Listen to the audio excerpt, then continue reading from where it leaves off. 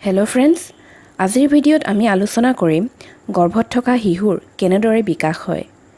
প্ৰথম মাহৰ পৰা আৰম্ভ কৰি 9 মাহলৈকে গৰ্ভত থকা শিশুৰ কেনেদৰে বিকাশ হয়, কেনেদৰে গঠন হয় ইত্যাদিবোৰ আলোচনা কৰা হ'ব, গতিকে ভিডিঅ' শেষলৈকে চাব। আৰু যদি মোৰ চেনেলটো ছাবস্ক্ৰাইব কৰা নাই তেন্তে মোৰ নতুন পুৰণা সকলো ভিডিঅ' চাবৰ বাবে তলত থকা ৰঙা ৰঙৰ ছাবস্ক্ৰাইব বাটনটো টিপি চেনেলটো ছাবস্ক্ৰাইব কৰি দিব আৰু লগতে বেল আইকনটো টিপি দিব যাতে আপুনি মোৰ সকলো ভিডিঅ' প্ৰথমতে চাবলৈ পায়। প্ৰথম মাহত বহুতো মহিলাই গমেই নাপায় যে ইতিমধ্যে তাই প্ৰেগনেণ্ট হৈ গৈছে বুলি।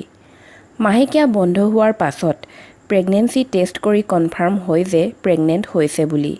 কিন্তু গৰ্ভধাৰণ কৰাৰ এসপ্তাহৰ ভিতৰতে কিছুমান লক্ষণ দেখা দিয়ে, যাক চাই ক'ব পাৰি যে গৰ্ভৱতী হৈছে বুলি। ইয়াৰ লক্ষণবোৰ কেনেধৰণৰ, ইয়াৰ ওপৰত অলৰেডি ভিডিঅ' বনোৱা আছে, ভিডিঅ' লিংক ডেছক্ৰিপশ্যন বক্সত দিয়া আছে। গৰ্ভধাৰণ আৰম্ভ হয় লাষ্ট মাহেকীয়া হোৱা দিনাখনৰ পৰা। প্ৰথম মাহৰ শেষৰ ফালে আপোনাৰ সন্তান 1 চেণ্টিমিটাৰ জোখৰ ডাঙৰ হৈ যায়।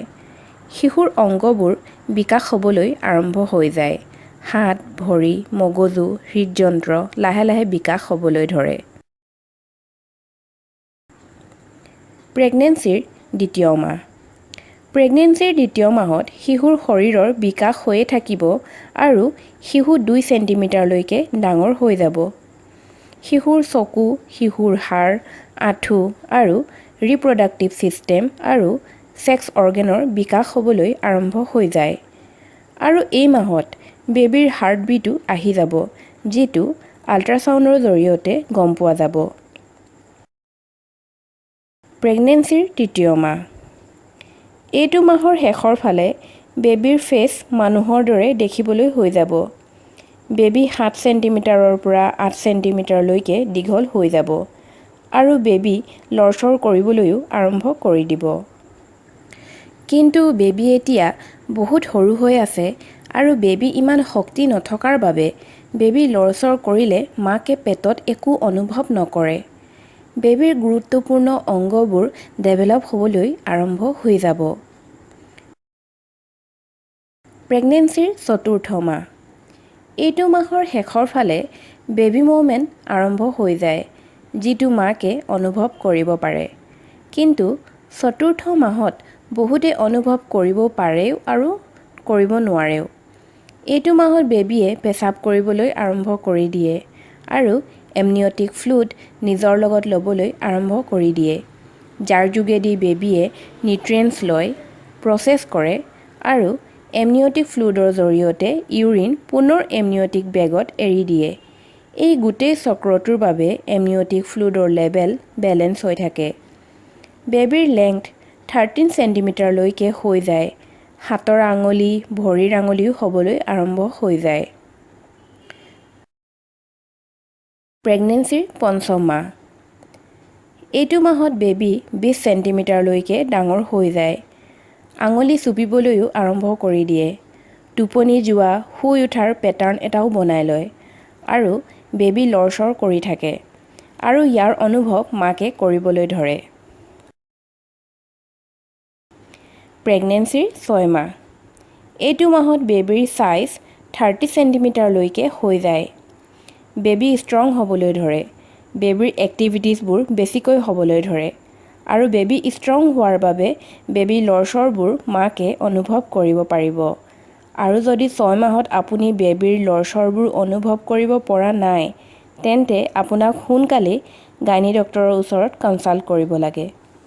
6 মাহত বেবীৰ চুলিও গজিবলৈ ধৰে, চেলাউৰিও হ'বলৈ ধৰে, মগজুৰ বিকাশ আৰু হাঁওফাঁওৰ বিকাশ তীব্ৰ গতিত হ'বলৈ ধৰে।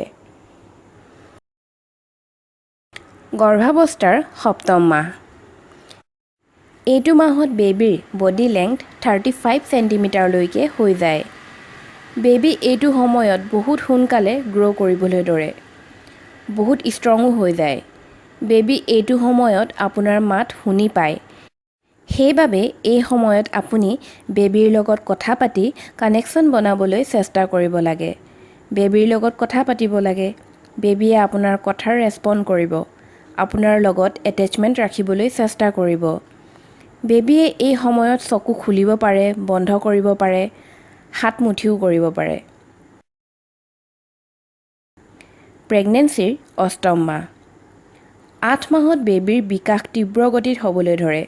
বেবীৰ লেংথ 45 চেণ্টিমিটাৰলৈকে দীঘল হৈ যায়। শৰীৰৰ গুৰুত্বপূৰ্ণ অংগবোৰৰ ভালদৰে বিকাশ হয়, যদিও হাঁওফাঁও আৰু মগজু এতিয়াও সম্পূৰ্ণৰূপে বিকাশ হোৱা নাই।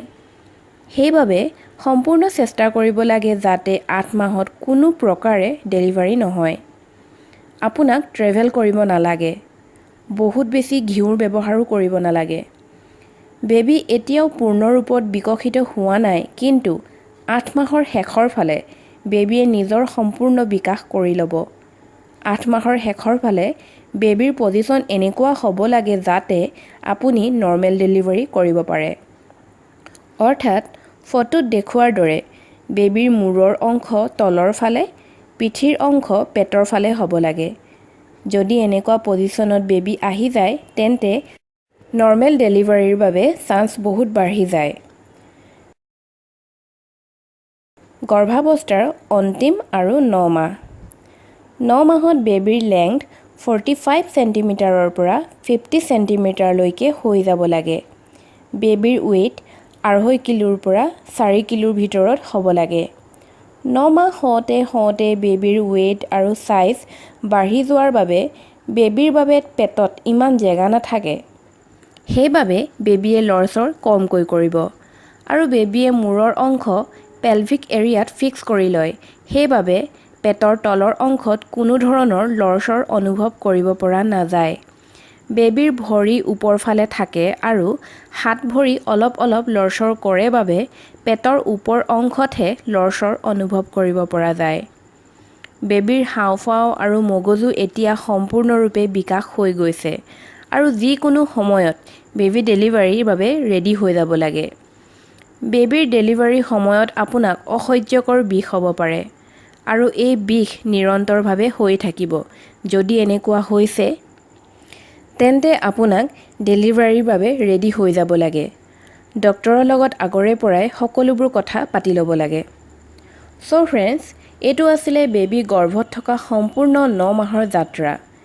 বেবী গৰ্ভত কেনেদৰে গ্ৰ' কৰে, সুস্থ সন্তানৰ লক্ষণবোৰ কেনেধৰণৰ, সম্পূৰ্ণ গৰ্ভত শিশুৰ ক্ৰমবিকাশ ভিডিঅ'টিৰ জৰিয়তে আগবঢ়োৱা হ'ল।